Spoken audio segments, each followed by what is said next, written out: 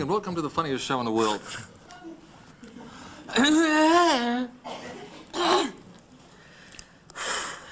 Shit. Episode 1 of the 11th hour, take 1, replay tonight.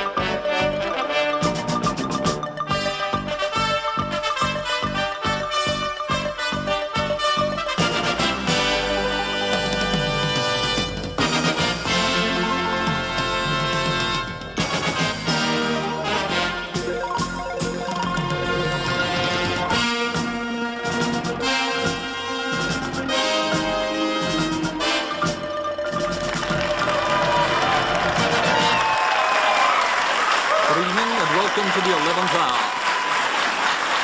The 11th hour, it's where the trouble is. I'm Steve Vizard. I'm Peter Moon. And I'm Marianne Fahey.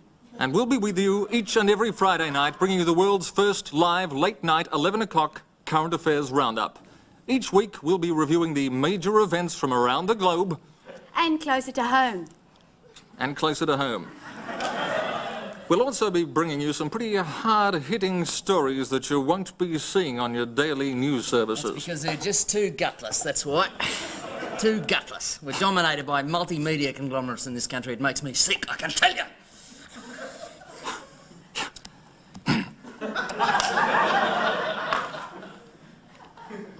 We'll also be bringing you right some... up my nose. Yeah. We'll also be bringing you some pretty exclusive interviews and presenting some pretty controversial reports on key issues that affect all of our lives. I think you're going to be pretty damn impressed. But now for the major stories of the week, Marianne. Thanks, Steve. Well, after months and months of negotiations, the United States and the USR have finally agreed to a treaty which limits the amount of nuclear weapons. Until only a few hours ago, we didn't know much about it, but we have with us here exclusive footage via satellite of the unveiling of this exclusive treaty. Thank you, ladies and gentlemen of the press. In the interests of world peace, the Joint Committee for Strategic Arms Limitation has unanimously passed the following resolutions. 1. It is hereby agreed that the number of missiles which are placed in a given area will from here on be limited to the number of missiles that can be placed in that area. 2. Neither country shall manufacture nuclear weapons except for military purposes, and both sides will allow the free observation by independent observers of all visible emplacements. 3. With regard to international conflicts, it is agreed that no country shall compete in any war with any other country except where a state of war exists between them, and that no undeclared state of war shall be deemed to be a state of war except insofar as a country declares an undeclared state of war to exist. Fourth and last but not least, ladies and gentlemen, neither country shall interfere with the sovereignty and independence of any other country, except insofar as that country is situated on the continents of Africa, South America, or Asia, or any other bits as deemed necessary by the Joint Committee from time to time. Thank you very much, ladies and gentlemen. Meanwhile, the world experienced a major upheaval on the religious front. Peter. Thanks, Steve. Catholics all over the world were stunned today by the announcement. Look, just before I go on with this, Cheryl, if you're watching out there, you said I was never going to make it, didn't you? What's it you called me? A no-hoper. Or what's it like being stuck out in East Burwood with a bald chiropodist? I guess you just picked the wrong man, eh, Cheryl? Yeah. Catholics all over the world was stunned. And Craig Braithwaite, if you're watching, I remember he used to pick on me at school. He used to beat me up. What'd you get? A job at the railways or something? Eat poop. I'm on TV. Perhaps Mary Ann Fay would like to take that story up. Thanks, Steve. And back to Steve.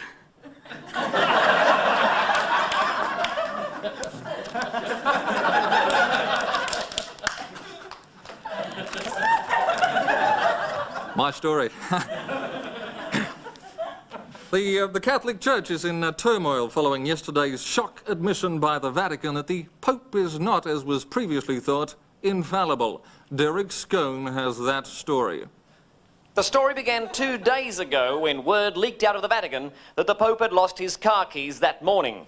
Church officials initially tried to dismiss the allegation, but were eventually forced to admit that it was true. He couldn't find them anywhere. The shockwaves have spread all over the Catholic world, and reports are now filtering back of hundreds of thousands of Catholics flocking to the Holy City to cash in their rosary beads. It's not the first time there have been rumours of papal blunders. In 1982, there was an allegation that the Pope had dialed the wrong telephone number, but at the time it was brushed off as due to a technical error. This time there are no such excuses. His Holiness simply goofed. The result?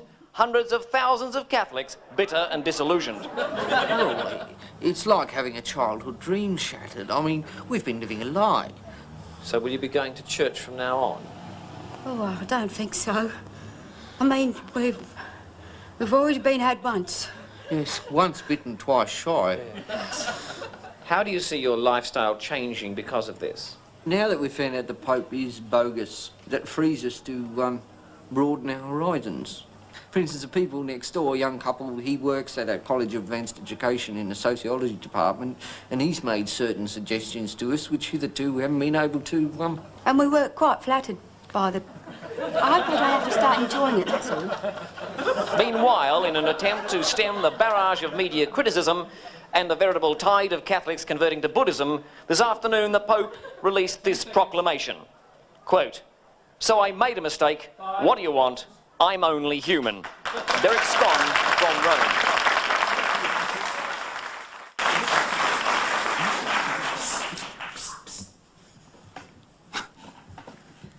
We'll be back with more in just a moment.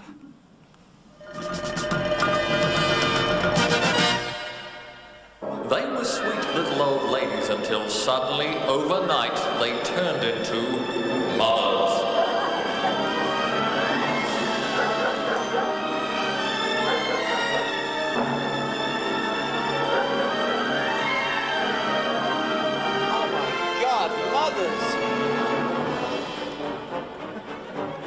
Mothers, when they come, there's no hiding place.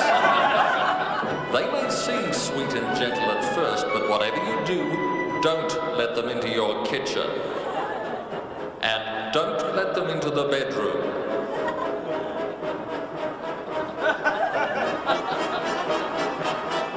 And most of all, whatever you do, don't introduce them to your girlfriend.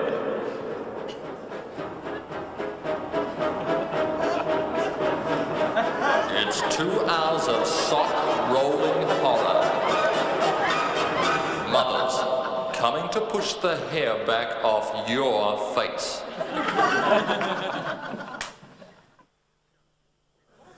Hi, welcome to the show. We hope you're enjoying it. I'm Mark Mitchell, and I'll be here with Peter, Steve, Mary Ann and all the 11th Hour gang to bring you the very best of entertainment over the next few weeks.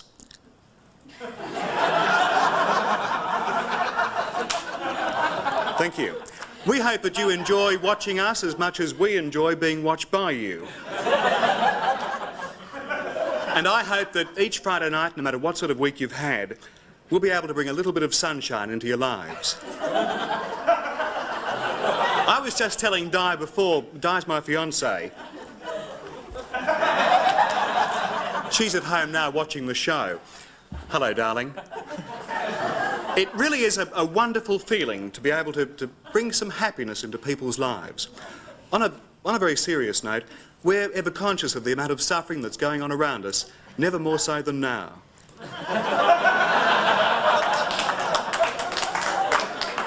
We've got a fabulous show for you with some really wonderful guests. I've got Mel Torme, Sammy Davis Jr. I'll be talking with Kirk Douglas and spending about 8 days with Van Johnson.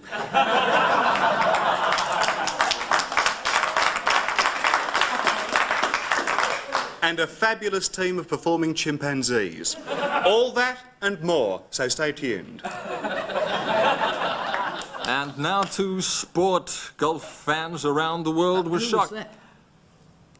That was Mark. Mark Golf. who? Contractual thing. What's he doing here? I didn't know he was in the show. He's not in the show. Casey's nephew. I wasn't told about this. Well, yes, we certainly... I don't know about chimpanzees, but we certainly do have some hard-hitting stories about the Australian Masters Golf Chimpanzeemanship. Championship.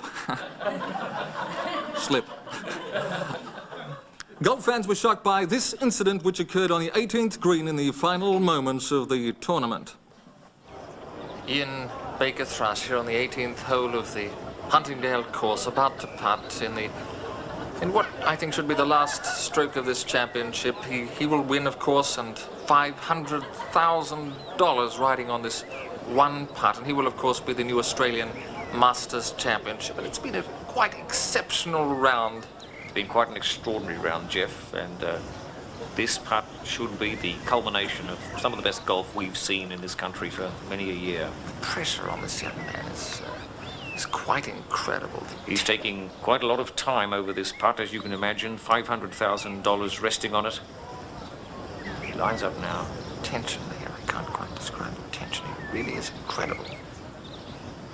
There's Buster Cleveland, the man who's brought Ian. So, hold on, there's a bit of a disturbance here. There's a hole in the green. And a joke. What a cool customer is. He's making a joke, breaking the tension. I've spent the best 25 years of my life hitting a ball into a hole. I mean, that is stupid. Saying something here. Seems to be Something going on down something there. going on. I'm hitting a ball He's into addressing a the hole. crowd. I'm walking around That's hitting extraordinary, a ball Jeff. He into seems to a be hole. making What do you think about that? He's making a speech to the crowd. Stupid. Me? Goddamn putt. I mean, 25 years for what? Huh? I wanted to be a singer. What a good Same thing. I don't think he's going to make the putt. I really don't think he's going to make the putt. This is... Dream the impossible. Now he's singing to the crowd.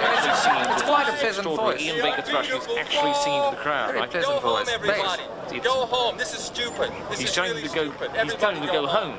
This is And they're actually extraordinary. going. Leaving the course. This is incredible. He's not going to make the putt. There are 10,000 people Leaving walking in off the droves. Huntingdale I have golf never course right at seen this moment, anything and I've like this. never It's seen extraordinary. anything. This will certainly be brought up at the these We're officials' talking meetings. 400,000.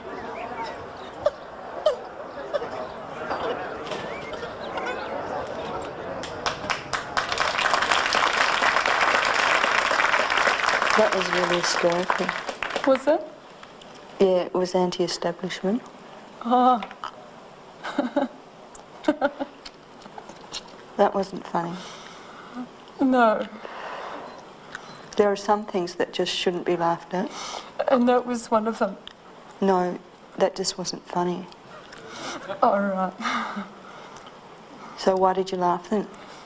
It was an anti-laugh. I'm not going to really say any sense of humour.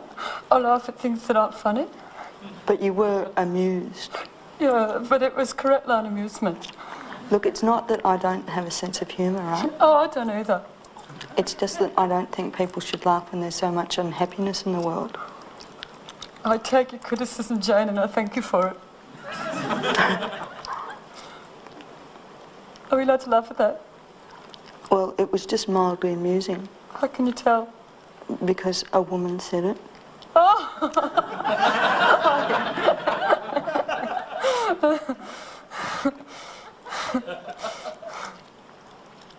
Is that funny?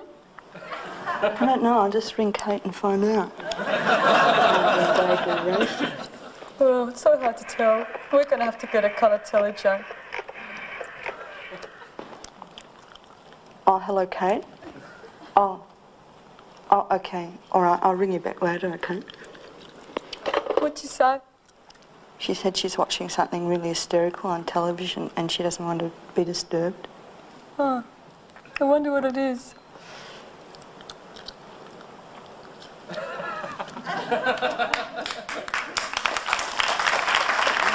A dramatic twist in the Carl Lewis saga. Not 24 hours after the unaccountable disappearance of Carl Lewis, the fastest man in the world, Carl Lewis has just as dramatically reappeared, or rather a man claiming to be Carl Lewis has come forward. Now in a television first, we have with us live, exclusive in the studio, that man. Please make welcome Carl Lewis. You bet your ass. Get down. Woo! Honky boys. Woo! Get down. Woo! Mr. Lewis, Call me Carl. Don't blame it on the sunshine. Don't blame it on the moonlight. Woo! Get down, honkies. Woo! I love you. Carl, I can't help notice in the colour department, Yes, sir. you appear to be a smidgen Yeah. on the pallid side. Yeah, and proud of it. Black is beautiful, brothers and sisters. I love you all. Woo! What I'm saying, Carl, is that in fact you're white. Yeah, well, you know, that's I'm not going to evade that question because that's a fundamental question. Yeah, that's right. I mean, what you got to understand is that a man goes through changes. I mean, you know, that's part of my personal tragedy. You see, I'm a white man, a black man, trapped in a white man's body. I think I got that right. Get down. Woo! Get back up again. On the subject of your body, Mr. Lewis, just looking at it now, it really is difficult to believe that that's the body that won the 100 and 200 metre sprints at the last Olympics. Yeah, well, you know, I will admit that I'm a little slow off the blocks at the moment, but I'm sure my fans know that I'm the best in the world, and I'm going to be right back up there. I mean, I desperately want to be believed in this despite my personal tragedy. Carl, if I can just hit you with this, looking at you now, most people who are looking at this are really going to think that you're an imposter doing what really amounts to an offensively racist caricature. Now listen, don't jive me, honky. I'm sick of being put down by white honkies. Now look, I told you a man goes through changes. That's it. Mr. Lewis, You got no what possible, sensitivity. if I can just cut you short there, what possible changes could you have gone through to be changed from a lithe black Olympic champion into a balding, short, fat white man? And I think, Mr. Lewis, we're really talking credibility here, if I can put a word to it. Credibility. Yeah, credibility. Yeah, that's right. And I'm gonna. Yeah, sure. Short, fat white man. Yeah. Well, yeah. What changes? Yeah, I'm gonna answer that. I'm gonna answer. Sure. Well, it was like this. Now, what experience? I was driving along in my automobile, in my limousine. I was driving along in the desert, and I looked up and I saw a light, honky. I saw a light, and it was a spaceship. I know you don't believe me, but I didn't believe it either, honky. And I looked up and I saw that it was like that show V. Do you see that show V on TV? They got great honky, ugly mothers of Martians up there, you know, Episcopalians, some other life form, something like that, you know, big, ugly reptiles up there, and they ain't got enough to eat on their own planet, you see, so that's why they took me up there to fatten me up, you see, to put me in the fridge, but luckily I escaped because one of those ugly mothers left me on the side of his plate, you know, but I got out through the garbage disposal, they dropped the car on the ground, smashed the whole suspension, cost me $300, you know, and that's God's own truth on my own mother's grave. You know, that is the absolute truth, the whole truth, and nothing but the truth. God bless you. Yep. Well, there you have it. Top black athlete kidnapped by reptilian aliens. We'll let you be the judge on that one. We'll be back with more in just a moment.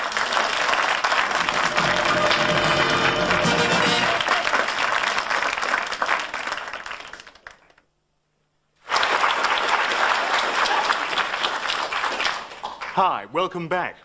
Ladies and gentlemen, for your pleasure, we have the world's greatest escapologist. Ladies and gentlemen, it is my great pleasure to introduce you to the great Zambogini.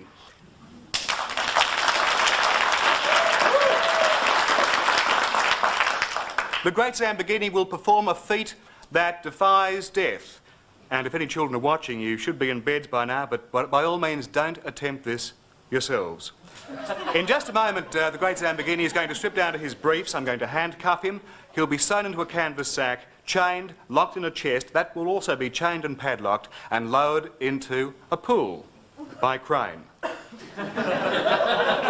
This is a death-defying act a first time for television. Ladies and gentlemen, the great Zambogini.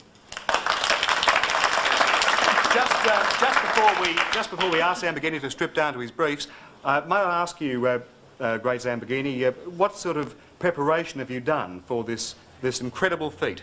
Enough. Well, fine. Without further ado, then, I will ask you to strip down to your briefs. Can I just give you a...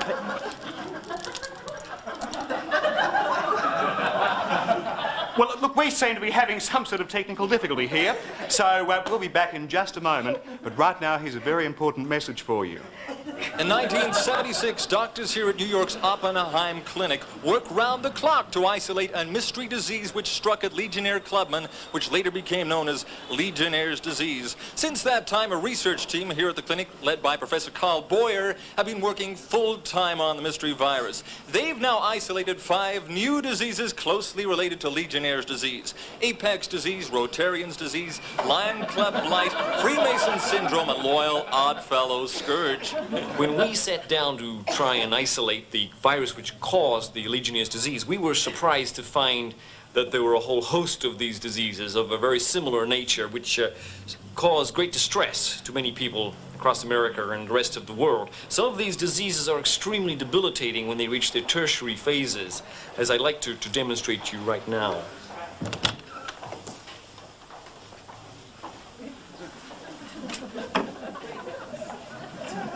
This patient is suffering from what we call herpes apex, or Rotarian's disease.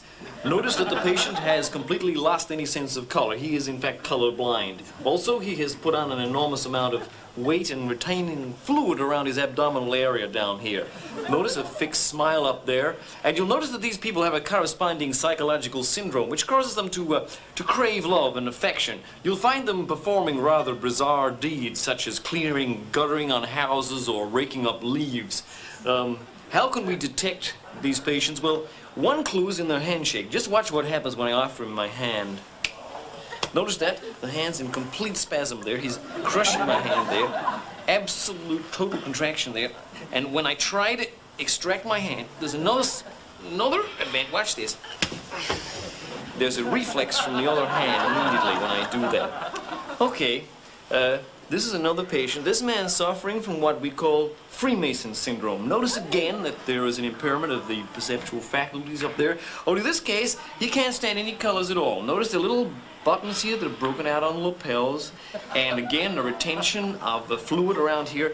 Only with the Freemasons we find an extra disability, a very painful distension of the genital area, which some of them try to cover up with this sort of apron down here. There's also a very debilitating skin disease that they get around the legs, which makes it impossible for them to bear clothing. They have to roll their trouser legs up there. Again, how do we tell these patients? Well, one clue again is from the handshake. Watch what happens. Looks like an ordinary handshake, but no. Harry was such a good man. And then he started mowing lawns for people and going to meetings and things. And then he became district governor, and things have not been the same since. You going home? Oh, sit down, honey. Sit down. It's not good for the kids, and I can't take him anywhere, and I don't know what to do. Get the mints, they're all for Oh, shush, Harry. Doctors have isolated the tiny microorganisms which cause the mystery diseases, and they look like this. And how many people are suffering from the mystery diseases? Chuck, at present, we feel there could be as many as 1.5 million in the community. We're encouraging anyone who feels that members of their family could have been exposed to these diseases to contact us here at the clinic. Professor, the big one, is there a cure? Chuck, I wish I could say there was. At present, there's nothing we can do to stem the tide of this tragedy. A tragedy that's being repeated around the nation as these related diseases strike at the heart of Western civilization. It's a race against the clock, but who will win? Chuck Wankovitz, New York, for the 11th hour. Now to the ANZUS crisis. We sent roving reporter Mark Neal out into the street to see what Australians think about the ANZUS treaty. Excuse me. Yes. We're asking people today about the ANZUS Treaty. Do you think it's relevant to Australia? Is it my hearing or is he a foreigner? He looks Asian to me. Yes, yes he does. Lovey, go and ask a policeman with a hat on, because we can't help you. We only speak the Queen's English. The Anzus Treaty. He's tall for an Asian, though, isn't he? Yes, he is tall for an Asian. Yes, don't mind the Asians myself. They're a very nice people. I suppose if you like one, you like the lot, really, don't you? Yes. Nice looking kid. Yes, he is. He's a bit puffy for my liking, though. Oh, yeah, but I don't mind a puff, really. Oh, no, I've got nothing against a puff. I'm just saying that he is a bit puffy. Do you get Asian puffs, though? Oh, I don't know. I don't suppose they could get the accent. Yes, it's not natural, though, is it? What? Puffs. Oh, I thought you meant Asians. No, puffs. Asians is as natural as buggery. I don't have anything against a puff, because a neighbour of ours is one, and is a very nice chappie. Very good with his P's and Q's, he is. Yes. It's a pity we can't ask him over, though. But you can't, really. Not with the kiddies next door and all. And, of course, he gives Jack the creeps. You know, and if you've got the creeps, you've got them, haven't you? Yes, I suppose you have. Yes. Well, thanks very much for your time. It's our pleasure. Now, off you go. Go on. Shoot. Thank you very much. Shoot. Thank you and goodbye. Funny boy. Yes.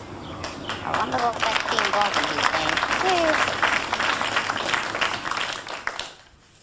Well, you heard what they had to say on the streets. Now let's cross to Canberra to get the views of a top foreign affairs expert.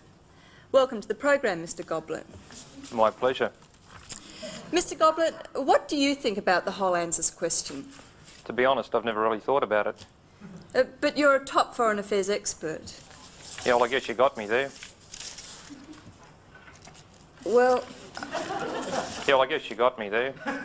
You know, I didn't want to say this, Jane, but I reckon we've got to start all over again with a brand new ANZUS treaty. Well, how do you mean new, Mr. Goblet? Well, by new, I mean we ought to get rid of the stirrers like America, New Zealand and Australia and replace them with other countries. Yes, well, thank you very much, Mr. Goblet. What we need is some fresh blood. I know Spain, for example, would just love to get involved with something like this. Yes, well, thank you, Mr. Norway, Goblet. Look, we'll just and cross perhaps to a Pakistan. short commercial break now, and Also, we'll be back Bulgaria in just a comes to moment. mind. Or we could try Finland, because they're always looking for something to do.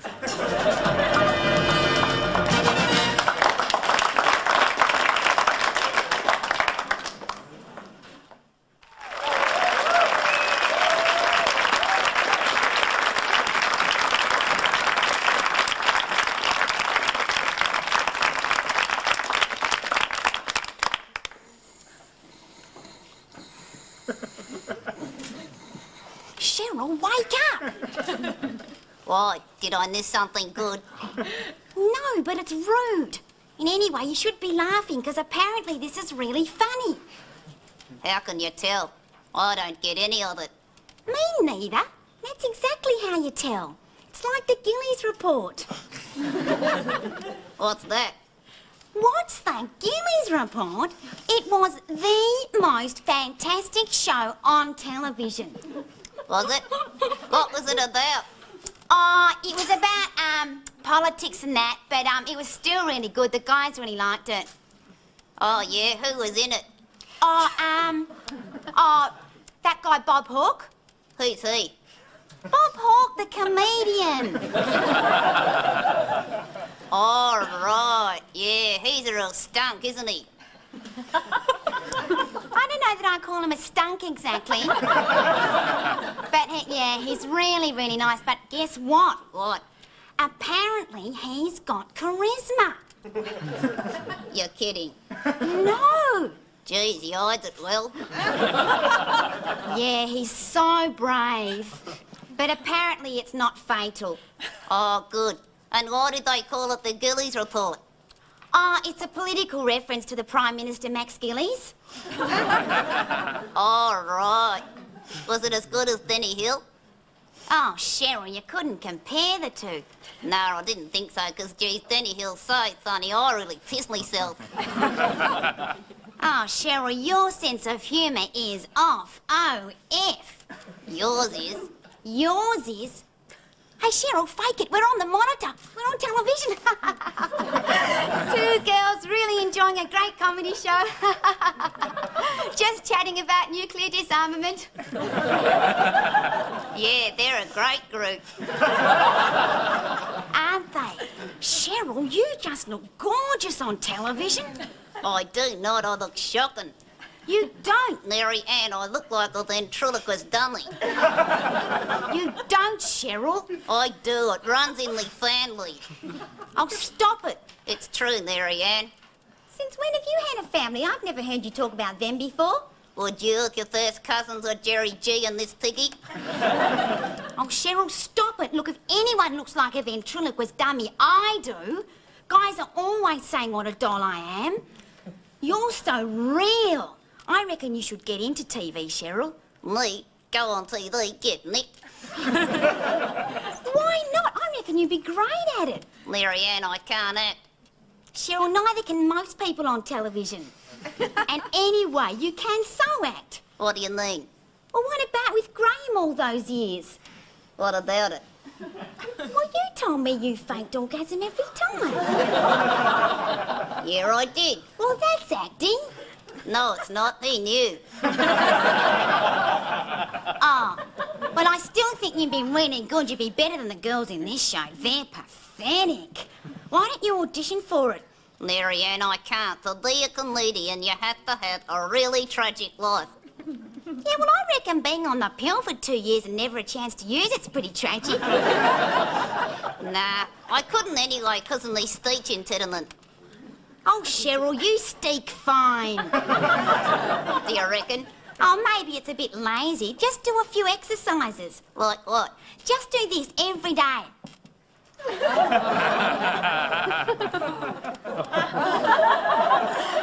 Oh, yuck! Oh, come on, Cheryl, have a go. I can't. I haven't got a tongue. All right, And also, there are two guys over there staring their guts out at us. over where? Over there, next to Horrorhead. Hey, they're cute. Are they what? Which one do you want? I don't care, I'll have either. Mary Ann, don't act so desperate. Who's acting? I'd kill for a relationship. Hey, Cheryl, I think we better go to the toilets. They know we're talking about them. I don't need to go. Cheryl, the Big Bang Theory. Let's discuss it. All right. Hey, what if Nightboy's a dickhead? Oh, you'll probably get on really well, I reckon, Chess. Come on, let's go.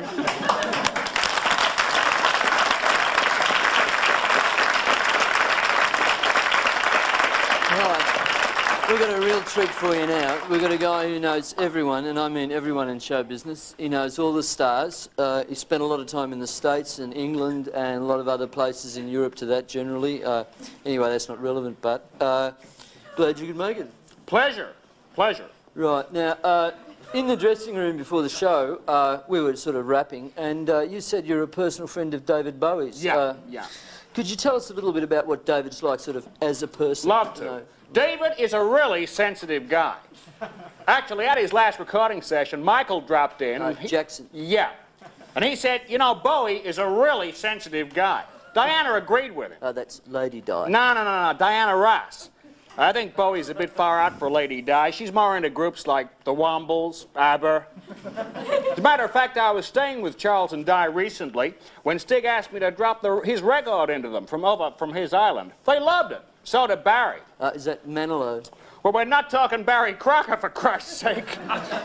Yeah, like, when I was researching you and everything, a lot of people told me that you were very close with Rolf, you know, as in Harris. Who said that? No. Well, all right, I tried to help him out with his actor bit. I mean, a lot of people did. Cliff. Richard. Perry. Como. Leo. Sayer. Duran. Boy. George. Donovan. Yeah, well, Prince, Madonna. Let me see now. B-52s, Pretenders, Blondie. We all tried to help, but I mean, hopeless. Hopeless. Yeah, well, you know, of all the people that you were sort of closest to, you know, in the world of show business, who are you closest to? Well, I'll probably get shot for saying this, but I still like to spend a lot of time with Paul, George, and Ringo. Oh, that's just fantastic, isn't it? That's Yeah. great, yeah. Look, moving along there, you know, because we've got to wrap this up time-wise. Okay. But just one question. What's your name? Your name? All right, don't rush me. Your name? Yeah.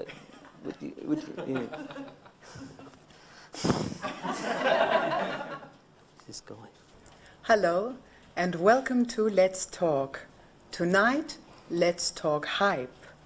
Hype was originally the native language of the people of Los Angeles, California, but has recently become almost a second language to people throughout the world. You can encounter it on Madison Avenue, New York, the beach at Cannes, St. Kilda Road, South Melbourne, and of course in Sydney. So let's have a listen to this new Esperanto of the Espresso Bar and see how we go. Hey, how you going, baby? Gorgeous, looking good. Hey, yeah, sure. Hello. Hey, Milo, uno macchiato et cafe latte. No, on second thoughts, just make that my usual. I come here quite often. Boy, have I got one hell of a hangover from the AFI Awards last night. Really tied one on. Hey, baby, looking gorgeous. Tell me, what are you doing these days? I can't remember your name. Great. Good to see it working for you. Nice to see things are happening. Me? What am I doing? Boy, where do I start? I don't remember my name. I've got a whole series of projects at the moment, a 13-part mini-series, couple of docos, you know, writing stuff, promotional, advertising, few radio plays, and knocked up a couple of rock and roll video clips, you know. I'm unemployed. Keep this under your hat, but we're on the verge of tying up a big deal of 16 tally movies for a US cable network. I'd like to make a film. We're thinking about shooting back-to-back, 6-week turnaround, edit CMX, Dolby 36 track, M&Es for Europe, of course. Jack Thompson or Mel Gibson principal roles, and Frankie Coppola or George Miller directing. Harrison Ford's quite interested, and that reminds me, I've got to ring New York. I've never made a film before. Hey, Milo, ue la macchiato, huh? I don't come here that often. Well, how did we go? It's not too hard, is it? Let's have a look at some of the key phrases that we're going to need. Genre, a film that someone else has already made. Unique, a film that no one has ever made before for good reason. Classic, a film we didn't like at first, but looks good in comparison to what's around now. Art house, a cinema that serves coffee at interval. Avant-garde, out of focus. Sensitive, it's got a horse in it. Sweeping, it's got 2 horses in it. Event, 3 horses and Jack Thompson. Pre-production, wondering how to do it. Post-production, wondering why we did it. Mini-series, a show for mini talents. Serial, a series named after breakfast food because it's sweet, mushy, and has little plastic people in it. No one understands my work. No one understands their work. Well, that's it for now. We'll be back next week and present another language for you in Let's Talk.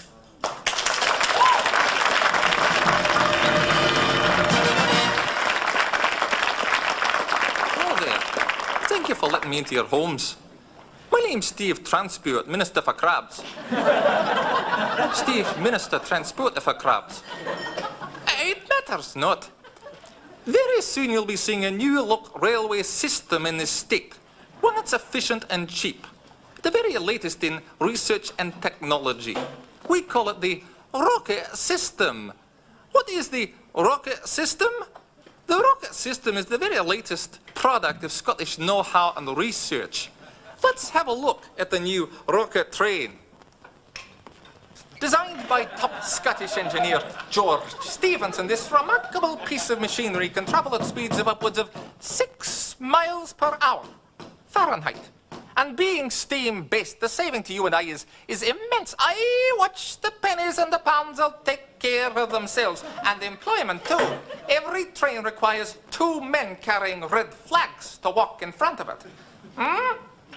Now, this is just one more example of the government that's changing your transport system. What about our sleeper laying program? We are now the most sleeper-intensive government in the world.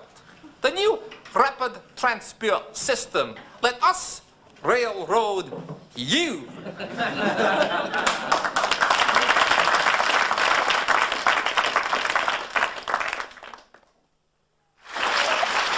Hi. Welcome back. The Great Lamborghini is just going through a few minor technical difficulties.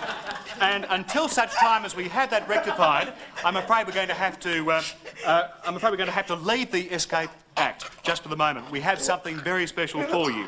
It is, in fact, one of the great reports of the show. So I'll just leave you in very good hands.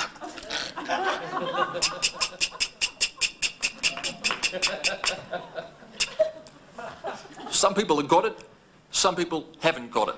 Some say it doesn't exist. Maybe we know someone who's had it, maybe we've had it ourselves.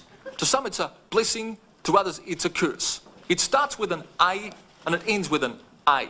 2 words, first word, 5 syllables, sounds like anorexia nervosa, or guess who's not coming to dinner. Last week we talked about a disease that afflicts millions of Australians, anorexia nervosa. The response to that special report was overwhelming. In all the correspondence we received, 2 words featured more than any others: the and and. Indeed, the response to that report was so overwhelming, we've decided to do a special follow-up report this week. Remember Michael? Michael was a 26-year-old closet anorexic, one of millions of anorexics in Australia. I started when I was 17 years old. I started on the light stuff. Before long I moved on to the even lighter stuff. Little Max, small M. Before you could say fast food, I was not using food at all, regularly. And I've not been using food ever since, really. I'd say I don't use food at least 3 times a day. Sometimes I don't use it 4 or 5 times. But not everyone sees anorexia as a bad thing. To some it's a sign of physical and even spiritual well-being. Bob Smithers is a breakaway priest, the self-appointed head of the Church of Latter-day Anorexics. Our Lord Jesus Christ, Saviour, was himself an anorexic.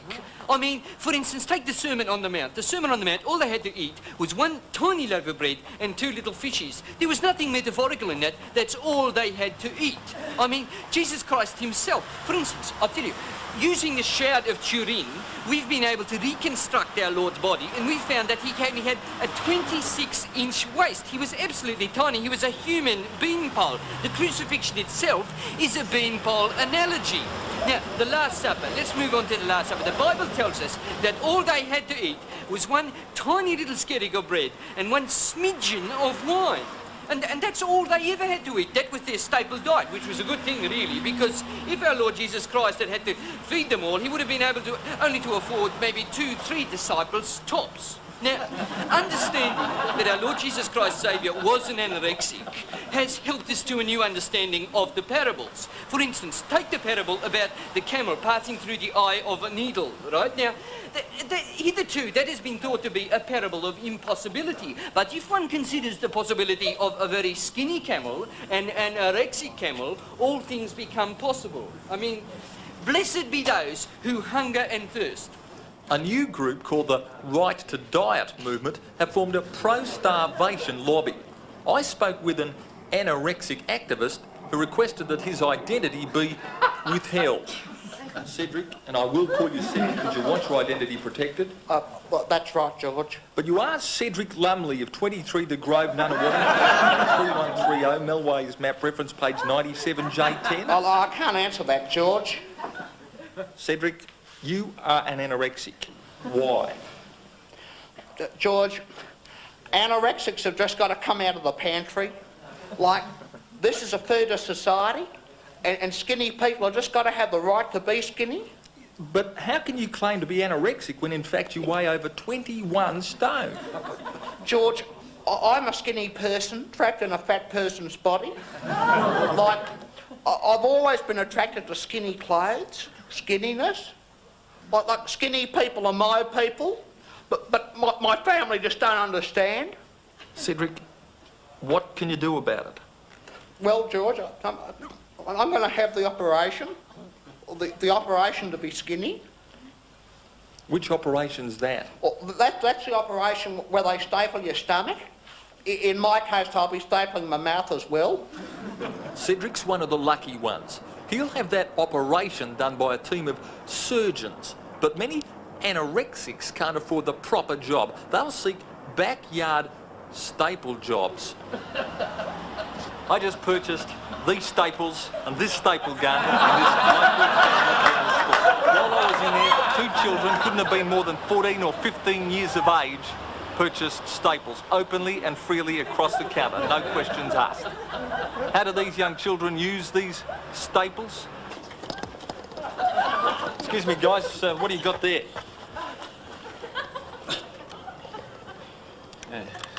Staple gun. And what do you do with the staple gun? We fix ourselves. How do you actually fix yourselves? Put the staples in there, right? You lock it shut, and you just pull the trigger. Except that it's loaded. We'll cut that right there. It's got to be worth a luggage. Thanks, guys. So, there you have it. Food for thought. The cases of kids getting hepatitis from used staples grows daily. What about the kids who can't even wait for that? They find themselves coming down off a starvation high going cold turkey, cold chicken, cold ham and potato salad. They take their stomachs in their own hands. Who's going to help these gluttons for punishment? These young kids like Michael come in, out of the pantry. Well, there you have it. Maybe it's a disease, maybe it's a curse. Maybe everyone's a winner, or maybe everyone's a loser. Maybe that's food for thought, or maybe it's just icing on the cake. God! We'll let you be the judge of that. Since that story was filmed, young Michael, who'd long lost his appetite for food, lost his appetite for life.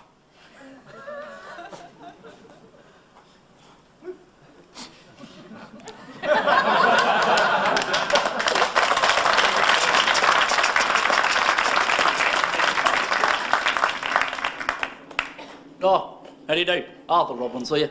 Or you can call me Uncle Arthur. I'm commissioner here at Channel 7 and have been for 20 years. Oh, they all come past my desk and I've got a wink and a wave for all, and they're beaut young kids, you know. They parked all their cars too. Parked Ron Casey's, Merc, to Princess Panda's horse-drawn carriage, to buy Greenheart semi-trailer, and they're a great bunch of kids. Great to see the young kids at 11th hour having a bit of a go too, isn't it? Because I've been involved in show business now for 20 years, you know, so I could probably give them a few pointers. We had a bloke in the army, Sparrow Watkins was his name. Now Sparrow, he could tell jokes for 4 hours, non-stop, standing on his head playing the tambourine. Now that's bloody talent, isn't it, eh? That's bloody talent. And he'd never repeat a line. Oh, we missed him. He was sent home after telling a joke in a trench, had his big toe shot off. Absolute tragedy, because we never did hear the punchline, you know what I mean? Talking about punches, young Lester Ellis did a top little job, didn't he? Of course, I used to train young Lester.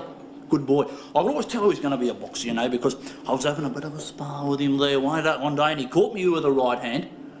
Didn't I? We laughed about it later on down at Casualty there, you know. But Jack Dempsey. Now, there was a man. I once saw Jack go 28 rounds, and he was still standing, and they were bloody pots in those days, I'll tell you. Oh, I think the show's about to come on, so I'll see you later, the 11th hour. So that's the 11th. I made that up myself. You watch, it'll catch on like blazes before you know it, young kids. All right, then. I'll talk to you soon, and I'll see you all later. See you later, young kids.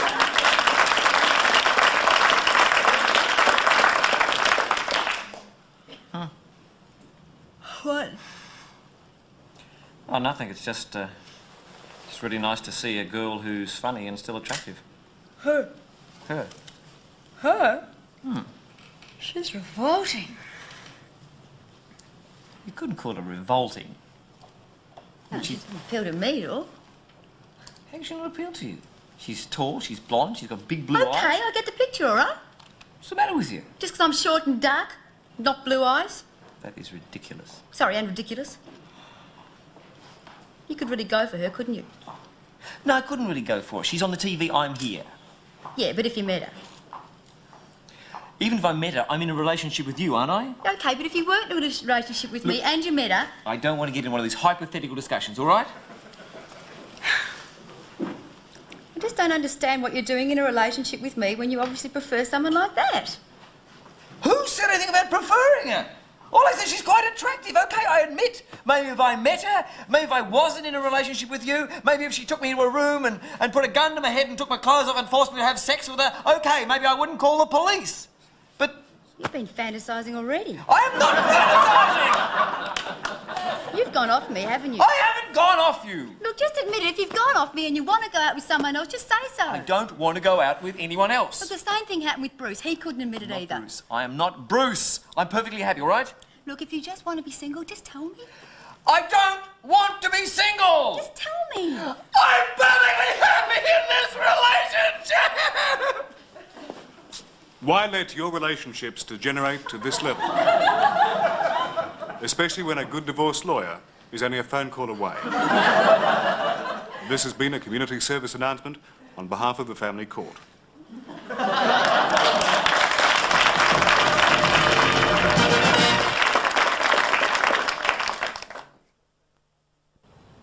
Hi, my name's Alfalfa, and sorry about the stutter. Welcome to Godspot, or as we in the business call it G-Spot. What is Godspot? The today religion for withered people, religion where no wrinkles fly. How did Godspot come about? We are a group of young people who are against organised religion. Like many other young people all over the world, we've been searching for the truth. And we found it, but we didn't like it, so we made up our own. What are our beliefs at Godspot? Well, we don't actually believe in beliefs as such per se, but we're a minority group who are fighting for the right to believe in what we believe, even if it is crap. We don't say your religion's crap even though it is. God is an unknown quantity in no uncertain terms. All our gods are true gods if we perceive them to be so. For example, I think my God is 6'4" tall and works out at the ultimate gymnasium. Godspot, well, how do we know at Godspot that all our gods are true gods? Well, we know at Godspot because think about it, if they aren't, who are? And if you know the answer to this question, could you give us a ring on the Godspot hotline, 983-0021? I'll repeat that, 983-0221, because we're prepared to believe anything. Or drop into our dropout centre tomorrow.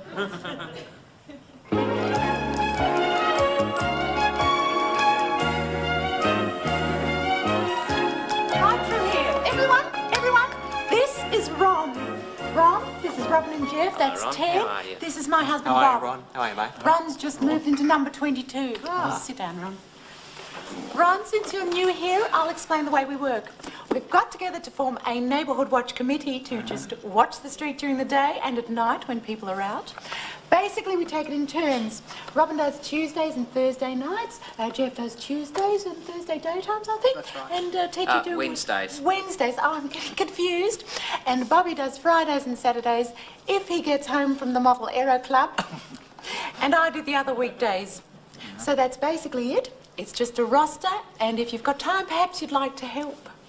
Well, sounds straightforward. Question. Yes? What are we all packing? I'm sorry?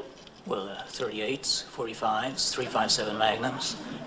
I'm sorry, Ron. Look, I don't wish to tell you people your business, but personally, I prefer a 44 Magnum. Ron, are you talking about guns? Well, I'm not talking about brassiere sizes. Ron, we don't have guns. Oh? Well, lucky I came along.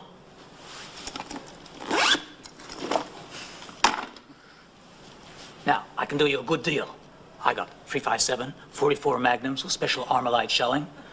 Leaves a large hole on exiting the body, just to be sure. Also, I've got a brand new Colt 45 automatic with pearl handles for evening wear. Now, look, Ron, I think what Joyce is trying to say, mate, is that there's no necessity for guns. No necessity? No.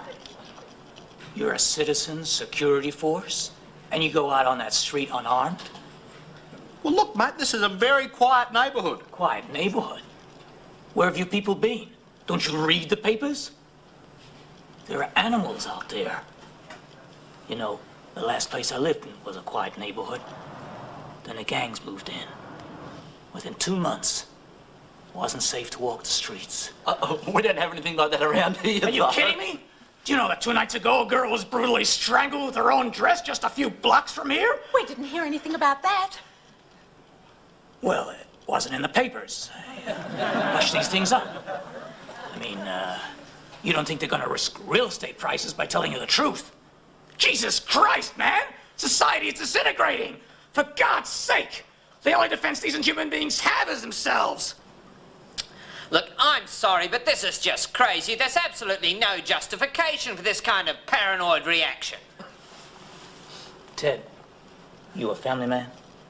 Yes. What do you got? Boys? Girls? 2 girls. 2 girls.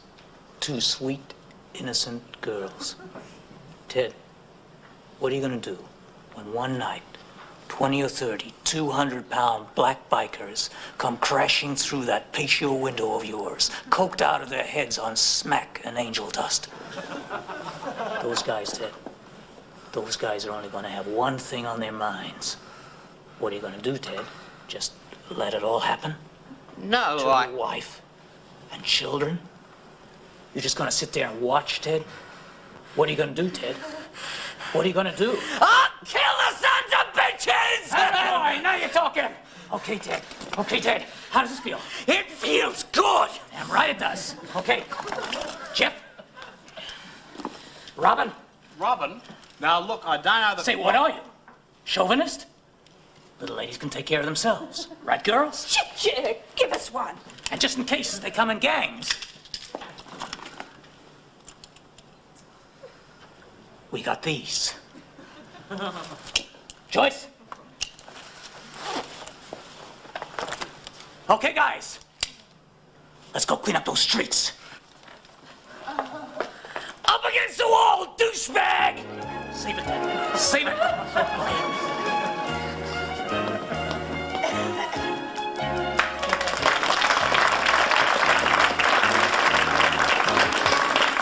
Now to fill you in on this Friday night's party activities, let's cross live to the 11th hour Party Watch Chopper and Jelly Boy Johnson. Can you hear me, Jelly Boy? Yes, Steve, can you hear me? I'm up here above 29 High Street, Armidale, at what looks like to be a bit of a goer. Yes, it's the Malvern Under-19 annual barbecue and spleen crushing, and there's plenty of activity here to keep your average partygoer well on their toes. Currently, from what I can make out, the host is in the shallow end of the pool, surrounded by most of his concrete garden accessories. He's been periodically bombarded by titties, roofing tiles and random members of the general public.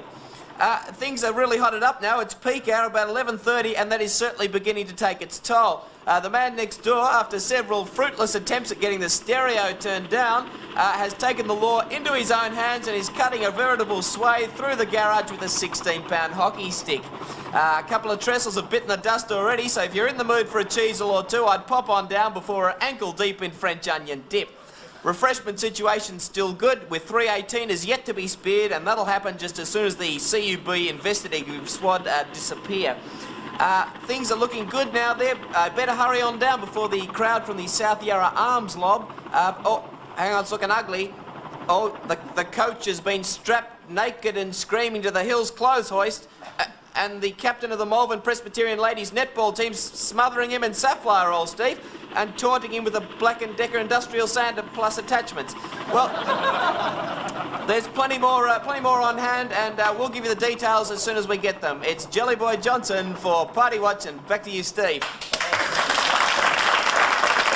Thanks, Jelly Boy. Well, it certainly looks like a good night in Armidale.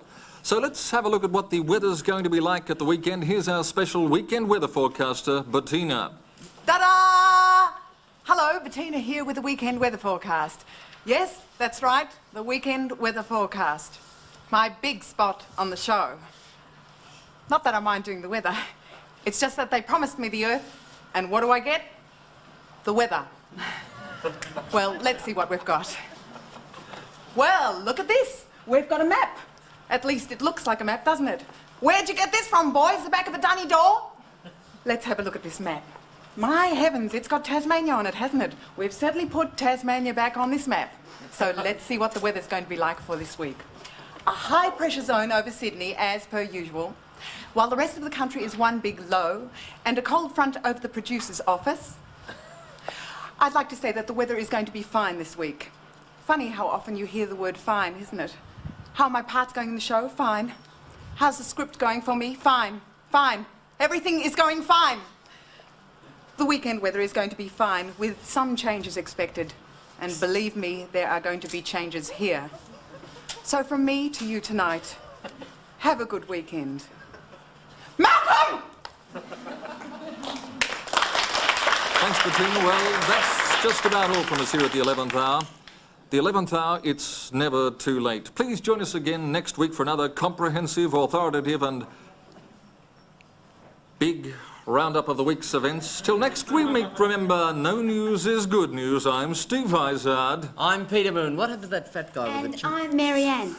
And as we leave you tonight, for those of you who missed the 8.5 hours of Nicholas Nickleby, or who couldn't afford the $70 tickets, the cast has kindly consented to come here tonight to present us with a 2-minute version. Nicholas Nickleby. Greetings, friends. My name is Nicholas Nickleby, and I shall be the spunk who shall stand on stage during a plenitude of costume changes. Alas, my father has died, leaving my brother Nicholas the Spunk and I and my loudmouth bitch of a mother paupers. Snow, snow! Oh, it's freezing, it's freezing. And who might you be, sir? I'm John Stanton. Don't you watch any television? And I play your wicked uncle who despised your father. And in the course of 7.5 hours, I will taunt you and try to latch onto your sister, you spunk. I will not accept your charity, sir. I'm off to make my fortune. He's off to make his fortune! First interval. Oh, beauty, let's have a sandwich. And a drink. This arch is a grouse milling. Hey, look at the leather on the walls. I'll be the rockin' schoolmaster! You can tell I went to Nida. Who hit me? Who can I hit with my cane most savagely? Snow! Snow! Outcast, O-U-T-C-A-S-T, acting, A-C-T-I-N-G. Why are you talking such a funny voice? Another interval. Oh, good, more sandwiches. You want a jam cake, Carol? 1 minute. Cast, checking to audience. I'm a milliner. Martellini. This is my Italian accent. Martellini. 32 scenes with the collector of the water rates. 42 scenes with the Newman dogs. Ah, a troupe of lesbians! Gosh! To be or not to be, that is the question. Snow! Will this show never end? E-N-D? Will you be my friend? F-R-I-E-N-D? More scene, more costumes, more acting. A-C-T-I-N-G? 6 more scenes with the evil schoolmaster. Sandwiches, thanks. I'm going to beat the pants off that Nickleby. Oh, I'm dying. G-Y-I-I-G?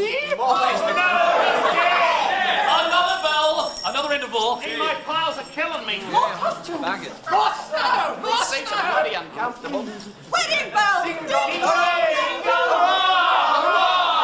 Standing ovation. Humble.